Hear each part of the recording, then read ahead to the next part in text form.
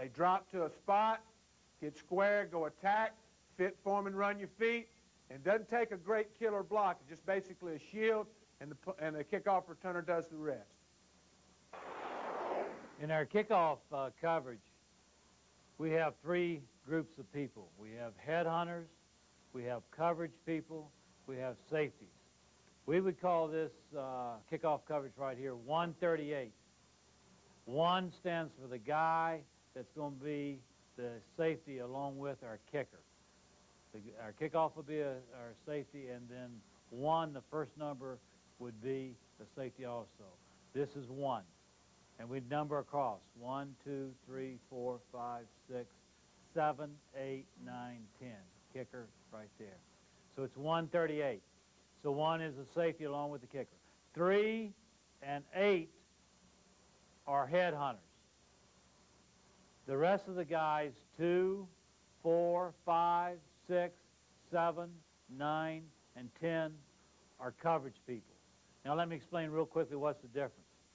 The headhunters, 3 and 8, their mission is to be the first one down the field and make the ball change direction. We don't want the ball to run directly to the end zone. They will go their path down the field. They decide that. They want to get on a head-up collision course with the ball as quickly as possible. If they don't make the tackle, that's okay as long as the ball changed direction. So that's what our headhunters do.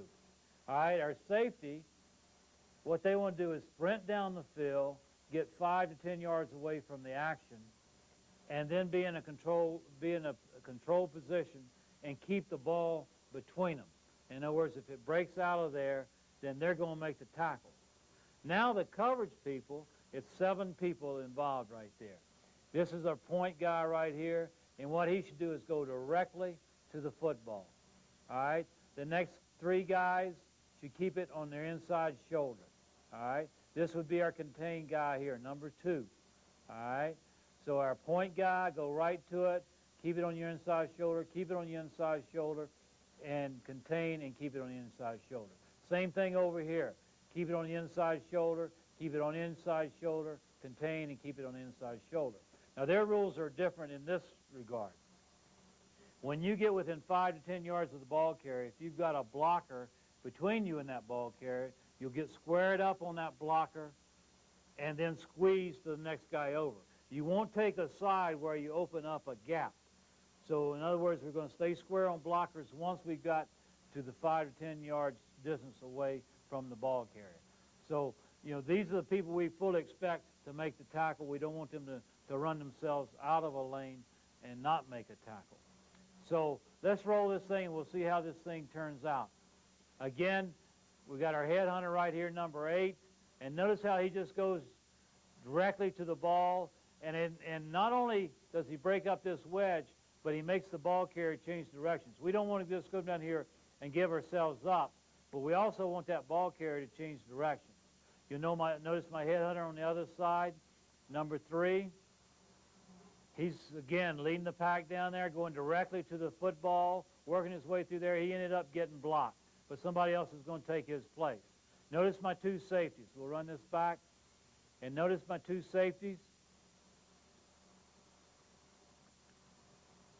Number 1.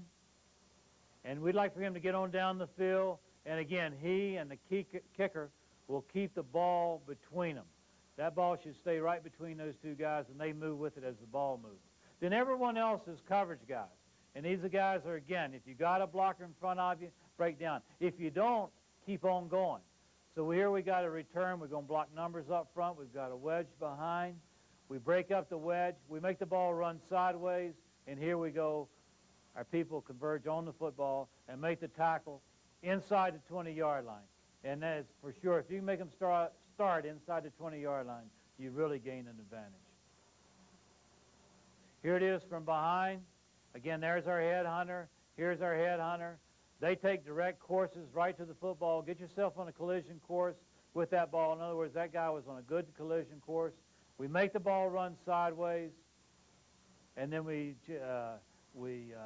make the tackle. One more thing I'd point out to you is generally The direction people try to block you, you want to go in the opposite direction.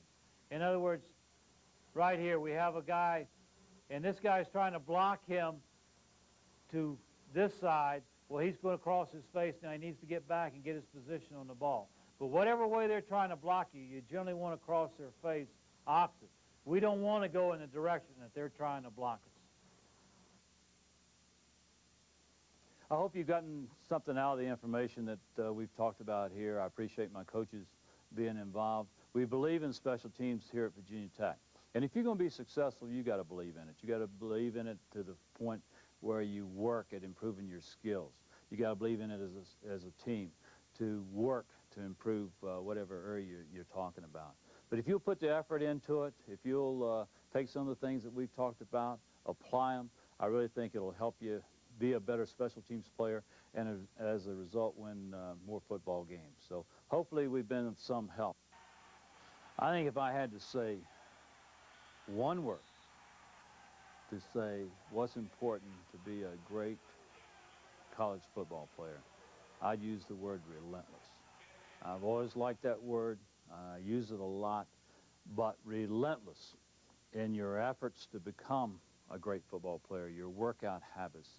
You can't be a good player 2 days a week. It's got to be your got a schedule there as far as your workouts, and you're going to stay on that schedule and not miss one workout. You're relentless in your effort to get yourself better. And then when you get to the field, you're relentless and you'll just never give up. You'll play the next play just as hard as you possibly can play it. You'll forget about that last play and get on to the next play and play it as hard as you can possibly play it. Do it focused and do it as well as you possibly can do it and as hard as you possibly can do it. And you're going to do that. You just absolutely will not give up. You're relentless in your efforts to be successful. And to me, that's what it's all about. Regardless of your talent level, you're going to contribute to this football team if you are relentless in your actions. I think as you go along, you know, wins is what makes it. It's whether you can win or not determines whether you can stay in the sport or not. So certainly that has to be there. And I would like to think that, you know, we were sound here at Virginia Tech and we won a lot of football games. Well, what I'd really want people to think about Frank Beamer is that he respected them. He respected the game that we were playing. He tried to make that better. And then there was respect off the field, on the field, after the game, before the game. I just feel like the respect for other people is an important ingredient. I think in this country right now, you can look around and that's a lot of our problems, is that people don't respect other people. And it kind of goes right back to that's where the problems start. And I would want to be known as a person that really did respect other people in this profession. One of my main thoughts that I talk about a lot is the saying, nothing's ever as good as it seems, nothing's ever as bad, but somewhere in between is reality. And that's something I really believe, whether it's football games, whether it's life, but doing it on an even keel. Don't be on that emotional roller coaster where you're up and down. One day you're good, next day you're bad. But, you know, you lose a football game where you're right back to work and let's get ready to win the next football game. If you win a great game, all of a sudden you're not liking the success so much that you don't prepare for the next football game, and all of a sudden you're not playing well there. I really believe that when you think about it, when things are good, they're not as good as you think they are. And when they're bad, they're not as bad as you think they are. But somewhere in between is reality. And I think if we can just live our life like that and just keep approaching life like that, approach the next day like that, then you have a better chance of success in life. I really enjoyed being a part of this series, being on here with such great coaches as we are. And you know, all of us, I think, have a common goal here. We really like the game of football. We want to help the game of football. We want to do what we can to make it better. And hopefully through this series, myself and these other great coaches have helped you. I hope you've enjoyed this tape by Frank Beamer and his assistants.